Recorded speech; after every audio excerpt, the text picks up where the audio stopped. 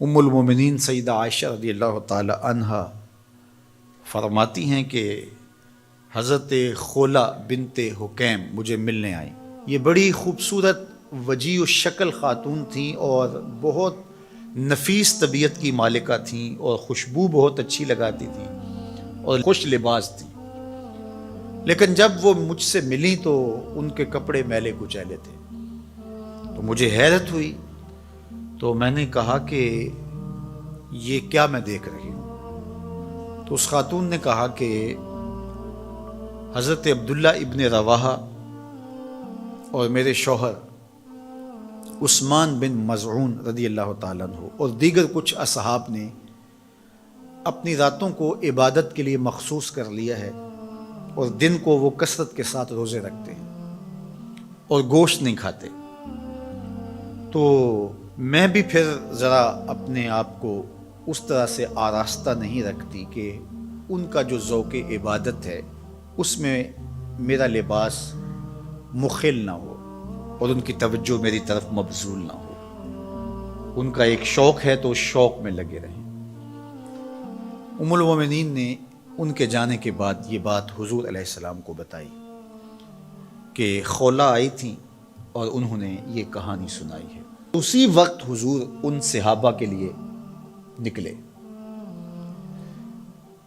وہ جہاں بیٹھے تھے حضور وہاں جا پہنچے، اور حضور اتنی جلدی میں تھے کہ حضور نے اپنے جوتے بائیں ہاتھ کی شہادت والی انگلی میں پکڑ لیے، اور حضور وہاں جب پہنچے تو فرمایا تمہارا کیا معاملہ ہے؟ تو انہوں نے کہا جی ہم رات قیام کرتے ہیں، دن کو روزے سے ہوتے ہیں، گوشت نہیں کھاتے، اس میں ہم خیر کے طالب ہیں۔ تو آقا کریم علیہ السلام نے ارشاد فرمایا کہ تم رات کو قیام بھی کیا کرو اور رات کو سویا بھی کرو،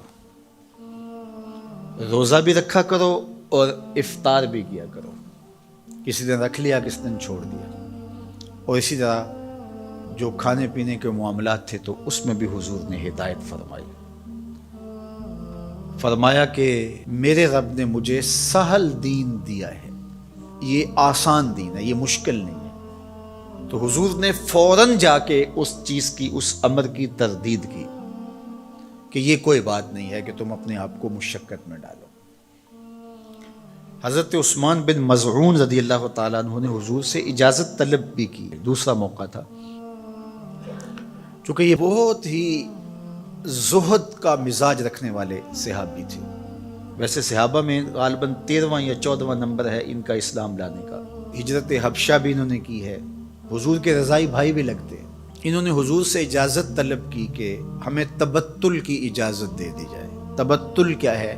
کہ سب سے کٹ کے اللہ کے ہو جائیں، اور یہ جز وقتی تبتل اختیار کرنا اس کی ہمیں تلقین کی گئی ہے۔ وَتَبَتَّلْ إِلَيْهِ تَبْتِيلًا، اللہ نے قرآن مجید میں اپنے محبوب علیہ السلام سے کہا محبوب کبھی کبھی سب سے کٹ کے اس طرح کا رنگ اختیار کیا کرو، اور یہ ہمیں بھی تلقین ہے۔ کبھی کبھی دن میں ایک مرتبہ آدھے گھنٹے کے لیے، 2 گھنٹے کے لیے موبائل بھی بند ہو، دروازہ بھی بند ہو، لائٹیں بھی کم کر لی جائیں، مسلح ہوں، آپ ہوں، آنسو ہو اور جذب ہو رہے، اس کا کوئی گواہ نہ ہو، اس کی ویڈیو بنانے کی ضرورت نہیں ہے، اور صبح بتانے کی بھی ضرورت نہیں رات مجھے بڑا رونا آیا۔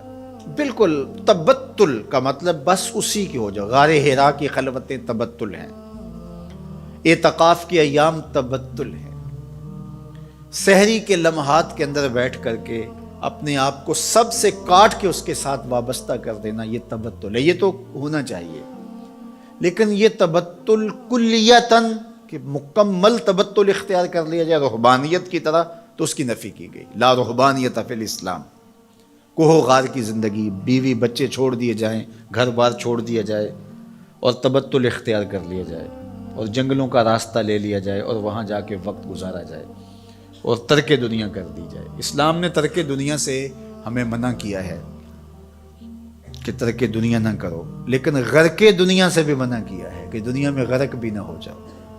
صوفیہ فرماتے ہیں دنیا میں ایسے رہو جس طرح کشتی پانی میں رہتی ہے، کہ پانی میں رہتی ہے لیکن پانی کو اپنے اندر نہیں آنے دیتی، چونکہ کشتی پانی میں رہے تو خود بھی تیرے گی، اپنے اوپر بیٹھنے والوں کو بھی ساحل پہ لگائے گی۔ لیکن اگر پانی کشتی میں آ گیا تو کشتی کو لے ڈوبے گا، کشتی کے مسافروں کو بھی لے ڈوبے گا۔ کہا تم دنیا میں رہو، دنیا تمہارے اندر نہ رہے۔ اگر دنیا تمہارے اندر آ گئی تو پھر تمہارا کچھ بھی باقی نہیں بچے گا۔ من نظر الی الدنیا نظر الحب اخرج اللہ تعالی من قلبہ نور الیقین والزہد۔ جو دنیا کی محبت میں غرق ہو جاتا ہے، اللہ اس کے دل سے زہد اور تقوی کے نور کو کھینچ لیتا ہے، پھر اس کے پلے کچھ بھی نہیں رہتا۔ تو یہ بھی منع کیا گیا ہے۔ لیکن دنیا ہی ترک کر دی جائے، دنیا ہی چھوڑ دی جائے اور کوہ و غار کی زندگی اختیار کی جائے، تو انسان کو اللہ نے بنایا ہی اسی لیے ہے کہ اس سے افزائش نسل ہو، معاشرت پیدا ہو، احکام شریعہ ہیں۔ جمعۃ المبارک فرض کیا گیا ہے سوائے مسافر کے اور مریض کے اور عورتوں کے، تو یہ اجتماع اسی لیے کیا گیا ہے۔ حج فرض کیا گیا، اجتماع ہے۔ جماعت کا کہا گیا ہے، اکیلے پڑھنے کے بجائے جماعت سے آگے پڑھو۔ تو یہ تو سالے معاشرے کے قیام کے لیے ساری چیزیں ہیں، تو تبتل سے منع کر دیا گیا۔ اور صحیح بخاری میں ہے کہ فرماتے ہیں اگر ہمیں حضور تبتل کی اجازت دے دیتے، صحابی فرماتے ہیں لختصینا، تو ہم اپنی مردانہ طاقتیں ختم کر لیتے اور ہم بالکل کٹ جاتے دنیا سے، لیکن حضور نے اس کی اجازت تبتل کی نہیں دی۔